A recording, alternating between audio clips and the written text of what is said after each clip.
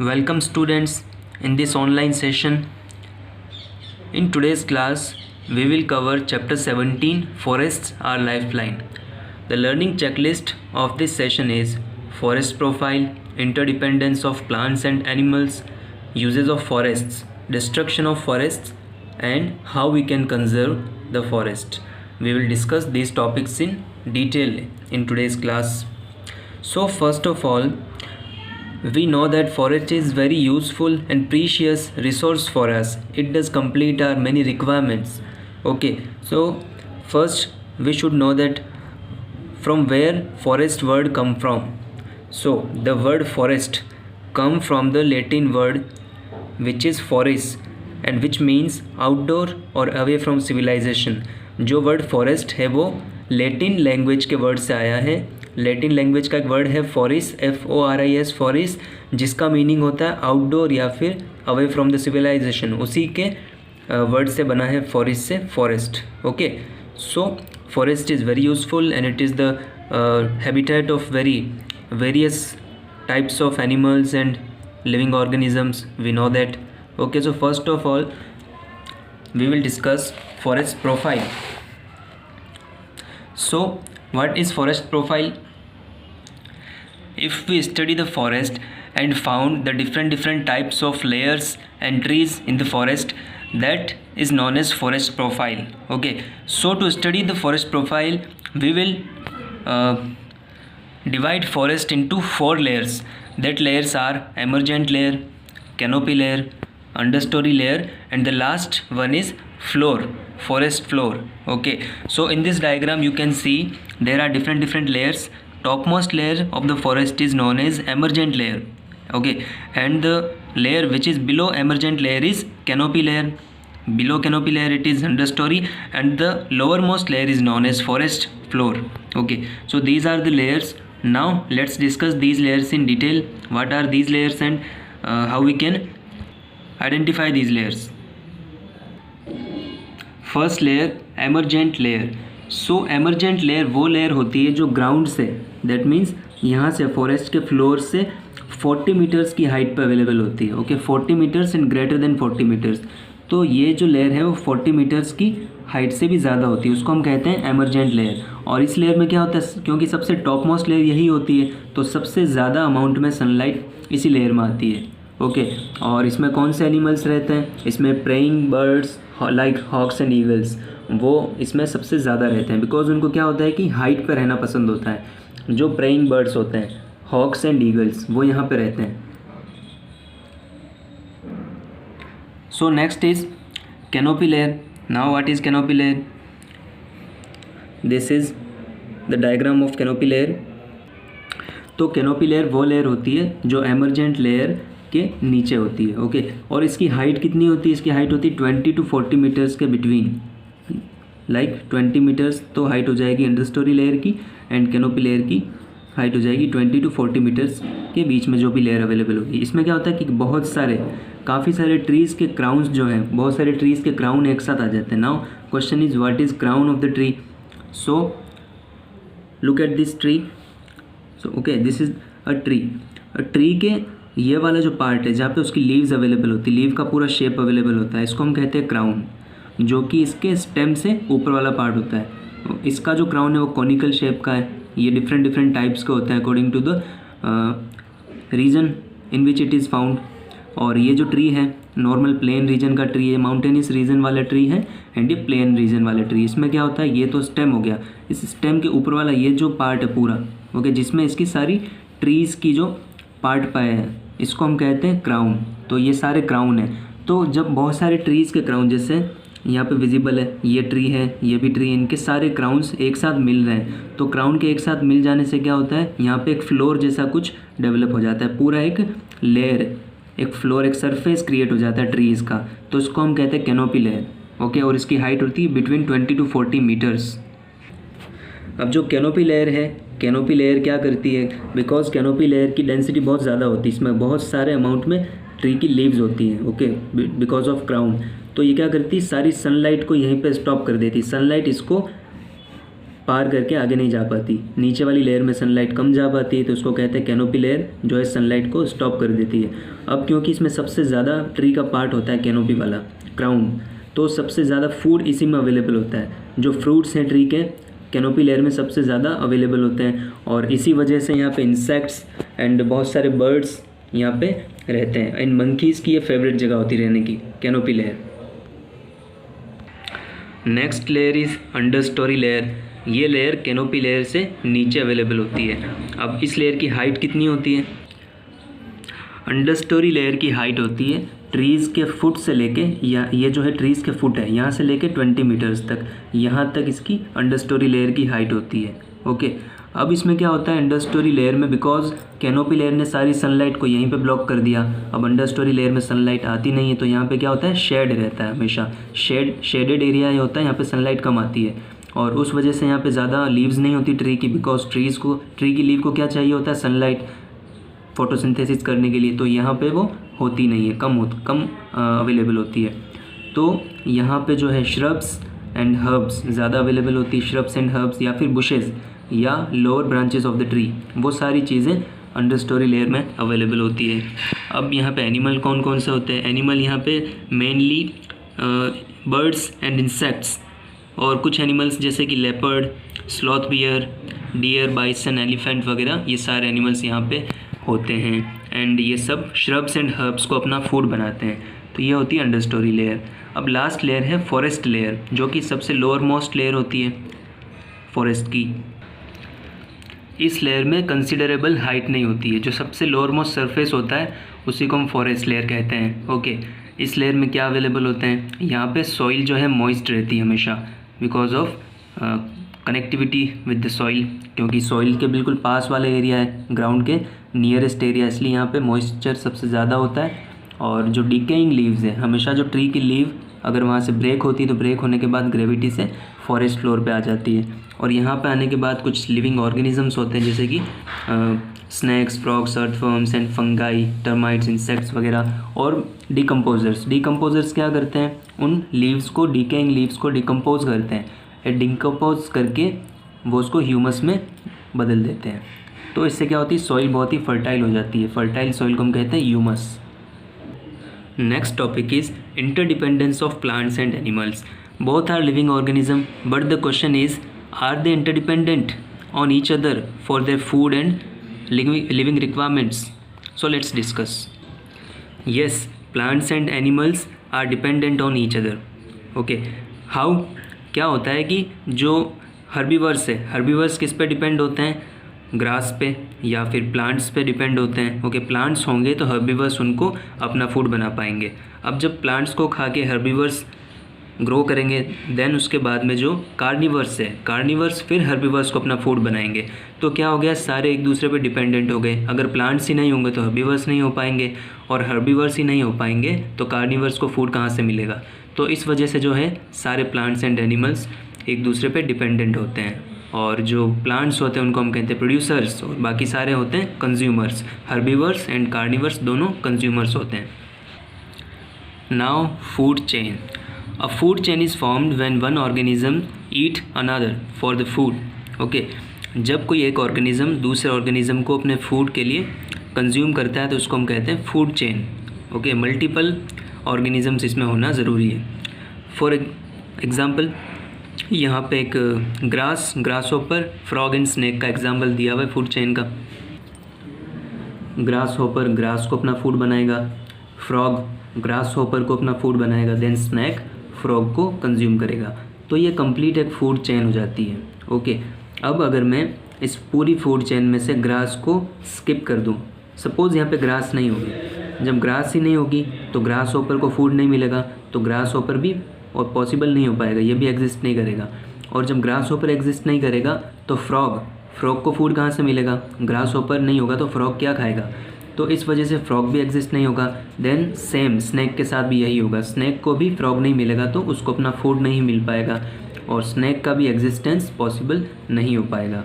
तो इस वजह से जो है सारे एनिमल्स एंड प्लांट्स एक दूसरे पे डिपेंड करते हैं फूड के लिए। ओके, तो ये है फर्स्ट जो होता है ग्रास या प्लांट्स, उसको हम कहते हैं प्रोड्यूसर्स, क्योंकि सबसे पहले फूड को यही प्रोड्यूस कर रहा है। ओके, देन सारे इसको कंज्यूम करते जा रहे हैं फर्दर, आगे से आगे। तो ये है consumer, primary consumer, secondary consumer and tertiary consumer, ये है प्रोड्यूसर। तो ये होता है food chain.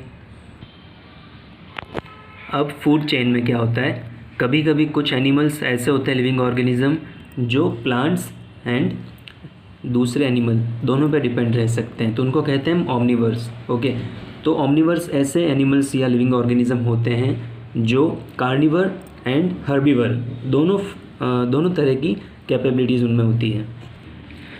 Examples of carnivores are bear, wild boar and dogs. Now the question is, food chain के सबसे लास्ट वाले कंज्यूमर का क्या होता है, टर्शरी कंज्यूमर का। सपोज़ लॉयन या टाइगर वगैरह जो हैं उनको कौन खाएगा, ओके, उनको अपना फूड कौन बनाएगा। तो जनरली उनको कोई भी फूड नहीं बना सकता। तो क्या होता है, जब उनकी डेथ हो जाती है, सपोज़ यहाँ पे कोई टर्शरी कंज्यूमर है, जब इनकी डेथ हो जाएगी तो इनकी डेथ के बाद कुछ स्कैवेंजर्स या डिकम्पोजर्स, स्कैवेंजर्स वो एनिमल होते हैं जो डेड प्लांट्स को या डेड एनिमल्स को उनको अपना फूड बनाते हैं। ओके, किसी की डेथ होने के बाद उनको खाते हैं, जैसे कि हाइना, वो एक स्कैवेंजर है। ओके, और उसके अलावा डिकम्पोजर्स ऐसे लिविंग ऑर्गेनिज्म होते हैं, वो माइक्रो ऑर्गेनिज्म होते हैं, जैसे कि फंगी, बैक्टीरिया, वो क्या करते हैं, सॉइल में अवेलेबल होते हैं और इनको डिकम्पोज करके टाइनी पार्टिकल्स में और केमिकली ब्रेक करके सॉइल में मिक्स कर देते हैं और सॉइल में न्यूट्रिएंट्स की फॉर्म में मिक्स करते हैं। ओके, डिकम्पोजर्स क्या करते हैं, इनको डिकम्पोज करके न्यूट्रिएंट्स में कन्वर्ट कर देते हैं और सॉइल में उसको मिक्स कर देते हैं। तो ये डिकम्पोजर का वर्क होता है। फिर अगेन, क्योंकि ये जाके सॉइल में न्यूट्रिएंट बन चुका है, फिर अगेन वो प्रोड्यूसर के काम आ जाएगा। प्रोड्यूसर उनको यूज़ करके ग्रो करेंगे एंड देन अगेन पूरी साइकिल जो है फूड चेन स्टार्ट हो जाएगा। तो इसको हम कहते हैं cycle of nutrients. The diagram of cycle of nutrient is, here is the diagram, cycle of nutrients। यहाँ पे क्या हो रहा है, प्रोड्यूसर्स प्रोड्यूस कर रहे हैं फूड को, कंज्यूमर उनको कंज्यूम कर रहे हैं एंड लास्ट में उसका डिकम्पोजिशन हो रहा है यहाँ पे। एंड डिकम्पोजिशन के बाद में अगेन सॉइल में न्यूट्रिएंट की फॉर्म में मिक्स हो जाते हैं और फिर उसी को यूज़ करके प्रोड्यूसर्स प्रोड्यूस होते हैं। ओके, और कभी कभी प्रोड्यूसर डायरेक्ट भी डिकम्पोज हो जाते हैं, जैसे कि सारे, ऐसा तो है नहीं कि सारे के सारे लीव्स को सारे एनिमल्स खा जाएंगे, अपना फूड बना लेंगे। तो कुछ प्रोड्यूसर्स क्या होते हैं, उनकी भी डेथ हो जाती है, किसी ट्री की, प्लांट की भी डायरेक्ट डेथ हो सकती है, तो वो भी सॉइल में जाएंगे और डिकम्पोजर उनको डिकम्पोज करके न्यूट्रिएंट में कन्वर्ट कर लेंगे। तो ये एक कंप्लीट साइकिल होता है न्यूट्रिएंट्स का। Okay, when multiple food chains get combine the food web is formed. Sometimes the animal present in food chain depends upon multiple food sources, so food web is formed. Suppose here snake is eating frog and rats, both here in this diagram. Okay, snake, frog and rat दोनों पे depend हो रहा है, दोनों को ही अपना food बना रहा है। इस वजह से क्या होता है कि मल्टीपल फूड चेन से इंटरलिंक हो जाती है, वो दोनों के दोनों कंबाइन हो जाती है। तो इस तरह से एक पूरा वेब लाइक जो स्ट्रक्चर बनता है, ये पूरा स्ट्रक्चर, कॉम्प्लेक्स स्ट्रक्चर, उसको हम कहते हैं food web. Okay, in this food web first this is producer, birds इस पर डिपेंड हो रहे हैं, बर्ड्स इसके फ्रूट्स को अपना फूड बना रहे हैं, ग्रास हॉपर भी इसका कंज्यूम कर रहे हैं। ओके, एंड देन फ्रॉग जो है ग्रास हॉपर को कंज्यूम कर रहे हैं, स्नैक फ्रॉग को कंज्यूम कर रहा है, रैट्स को भी कंज्यूम कर रहा है स्नैक, एंड देन स्नैक को कंज्यूम कौन कर रहे हैं, ईगल, एंड रैट को भी कंज्यूम कर रहे हैं ईगल। तो ये इंटरडिपेंडेंसी हो रही है इनकी। एंड जो रैट है वो फ्रूट्स को भी कंज्यूम कर सकते हैं। तो ये एक कॉम्प्लेक्स सिस्टम है पूरा फूड वेब। हमने डिस्कस किया एनिमल्स प्लांट्स पे डिपेंड होते हैं अपने फूड के लिए। ओके, अब हम डिस्कस करेंगे कि प्लांट्स किस तरह से एनिमल्स पे डिपेंड होते हैं। तो प्लांट्स जो हैं वो डिपेंड होते हैं एनिमल्स पे। जो एनिमल्स हैं वो अपने रेस्पिरेशन में कार्बन डाइऑक्साइड गैस को क्रिएट करते हैं। वो कार्बन डाइऑक्साइड गैस प्लांट्स के लिए यूज़फुल होती है in the process of photosynthesis. Okay, तो ये तो फर्स्ट डिपेंडेंसी हो गई कि प्लांट एनिमल पे कार्बन डाइऑक्साइड के लिए डिपेंड करते हैं। सेकेंडली, जो प्लांट्स हैं वो एनिमल्स पे पॉलिनेशन के लिए भी डिपेंड करते हैं। ओके, पॉलिनेशन होगा तभी प्लांट्स रिप्रोड्यूस कर पाएंगे। क्लियर, वो हमने चैप्टर 11th में स्टडी किया था। तो प्लांट्स किस तरह से पॉलिनेशन पे डिपेंडेंट होते हैं, जब एनिमल्स आएंगे लाइक हनी बी और इंसेक्ट्स, तो वो करवाएंगे प्लांट्स में पॉलिनेशन। ओके, स्टेमन जो मेल एंड फीमेल गैमेट्स थे पिस्टिल्स पे और स्टिग्मा वाले, उनको मेल एंड फीमेल गैमेट को मीट करवा के पॉलिनेशन करवाएंगे, फिर उसमें फ्रूट्स प्रोड्यूस होंगे एंड उनका रिप्रोडक्शन हो पाएगा। तो ये सेकंड डिपेंडेंसी हो गई प्लांट्स की एनिमल पे। And after pollination and fertilisation, जब प्लांट्स के फ्रूट्स डेवलप हो जाएंगे तो उनके सीड के डिस्पर्सल के लिए भी प्लांट्स डिपेंडेंट होते हैं एनिमल पे। तो इस तरह से काफ़ी वेज में प्लांट्स एनिमल्स पे डिपेंड होते हैं। Let's solve a short revise and recall exercise. First question is the second layer from the top of a forest profile is, the first layer is emergent and second layer is canopy layer. Definitely answer is canopy. Second question, multiple food chains are interlinked together to form a food web. Third question, dash of flowers leads to the reproduction of plants. So definitely pollination is important. If we pluck the flower, there is no flower in plant, and how the reproduction will be occur. So pollination is important. Purification of air. The topic is uses of forests. Forest हमारे क्या काम आता है, क्या use है forest का। तो first topic है प्योरीफिकेशन ऑफ एयर। तो एयर एक बहुत ही अच्छा प्योरीफिकेशन सिस्टम है नेचुरल, जिसको हम कह सकते हैं कि प्योरीफिकेशन मशीन की तरह वर्क करता है। तो ये किस तरह से प्योरीफिकेशन करता है, जैसे सपोज़ जितने भी प्लांट्स हैं, जितने भी ट्रीज़ हैं, वो क्या करते हैं, photosynthesis process. Okay, photosynthesis process करके वो ऑक्सीजन जनरेट करते हैं और सारी ऑक्सीजन एटमॉस्फेयर में मिक्स हो जाती है। वो ऑक्सीजन फिर हमारे ब्रीदिंग में और काफ़ी सारी एक्टिविटीज़ में काम आती है। तो क्या हुआ, हमें ऑक्सीजन कहाँ से मिली, प्लांट्स एंड ट्रीज़ से। ओके, अगर प्लांट एंड ट्रीज़ ही नहीं होंगे तो ऑक्सीजन की बहुत ज़्यादा स्कैरिसिटी हो जाएगी एनवायरनमेंट में। और जो एनिमल्स है, एनिमल्स क्या करते हैं, एनिमल्स रेस्पिरेशन करते हैं। रेस्पिरेशन में उनको ऑक्सीजन की रिक्वायरमेंट होती है एंड कार्बन डाइऑक्साइड प्रोड्यूस करते हैं। तो ये कार्बन डाइऑक्साइड जो है एनिमल्स के फोटोसिंथेसिस प्रोसेस में यूज़ हो जाती है। तो प्लांट्स मेनली टू वर्क कर रहे हैं, एक तो फोटोसिंथेसिस प्रोसेस में जो है कार्बन डाइऑक्साइड को कंज्यूम कर रहे हैं और ऑक्सीजन को प्रोवाइड कर रहे हैं। तो ये एनिमल्स के लिए बहुत ज़्यादा बेनिफिशियल है। ओके, मोस्टली ह्यूमंस पूरे एनवायरनमेंट को, अर्थ के एनवायरनमेंट को बहुत ज़्यादा ख़राब कर रहे हैं, क्योंकि इतनी सारी फैक्ट्रीज़, इंडस्ट्रीज़ डेवलप की है ह्यूमन ने, तो उससे बहुत ज़्यादा कार्बन डाइऑक्साइड का एमिशन होता है। तो उसको ओवरकम करने के लिए हमें ट्रीज़ ज़्यादा से ज़्यादा प्लांट करने चाहिए ताकि प्योरीफिकेशन ऑफ एयर हो सके। सेकेंड थिंग, प्लांट्स एयर को कूल करते हैं। How it is possible, plants क्या करते हैं, प्लांट्स की जो लीव होती है उनमें ट्रांसपिरेशन होता है। फर्स्ट प्लांट्स अपनी रूट से वाटर को एब्जॉर्ब करते हैं सॉइल में से, क्लियर, फिर उस वाटर को जाइलम फाइबर के थ्रू लीव्स तक ट्रांसपोर्ट करते हैं और उसके बाद में लीव्स के अंडर साइड में जो स्टोमा होते हैं, उन स्टोमा से जो टाइनी ओपनिंग्स होती है वहाँ से वाटर को इवेपोरेट करते हैं। और इस इवेपोरेशन से वहाँ पे क्या होता है, ट्रीज़ की कूलिंग प्रोसेस होती है। ट्रीज़ की लीव्स जो हैं सराउंडिंग एटमॉस्फेयर को कूल कर देती है। तो ये बहुत ही इंपॉर्टेंट है, बिकॉज इससे ग्लोबल वार्मिंग भी काउंटर होती है। बिकॉज ग्लोबल वार्मिंग में पूरी अर्थ का टेम्परेचर इंक्रीज़ हो रहा है, तो उस टेम्परेचर को भी काउंटर करने के लिए जो है ट्रांसपिरेशन, ट्रीज़ की बहुत ज़्यादा रिक्वायरमेंट है। Next topic is rainfall due to forests. अब फॉरेस्ट रेनफॉल में किस तरह से हेल्पफुल होते हैं। फॉरेस्ट में क्या होता है, काफ़ी सारे अमाउंट में ट्रीज़ अवेलेबल होते हैं। उन ट्रीज़ की लीव्स से ट्रांसपिरेशन होता है। ओके, उन लीव्स से क्या होता है, ट्रांसपिरेशन होता है। ट्रांसपिरेशन मीन्स उनसे वाटर का लॉस होता है, यानी कि एटमॉस्फेयर में वाटर मिक्स हो जाता है in the form of water vapour. Water का वेपराइजेशन होता है लीव से, उसको हम कहते हैं ट्रांसपिरेशन। तो वो क्या करते हैं, ह्यूमिडिटी के अमाउंट को बढ़ाते हैं, और जिस जगह पे ह्यूमिडिटी का अमाउंट बढ़ेगा तो वहाँ पे क्लाउड का फॉर्मेशन ईजिली होगा, और जहाँ पे क्लाउड का फॉर्मेशन होगा तो रेनफॉल होगा। तो इस तरह से रेनफॉल डिपेंड करता है फॉरेस्ट पे। ओके, और जब प्रेसिपिटेशन होगा, प्रेसिपिटेशन मीन्स रेनफॉल, जब रेनफॉल होगा तो रेनफॉल की जो वाटर ड्रॉप्स हैं वो डायरेक्टली ग्राउंड पे स्ट्राइक नहीं कर पाएगी, ग्राउंड पे वो फॉल डाउन नहीं होगी। उससे क्या होगा, जो कैनोपी लेयर है, कैनोपी लेयर उसको बीच में ब्लॉक कर देगी।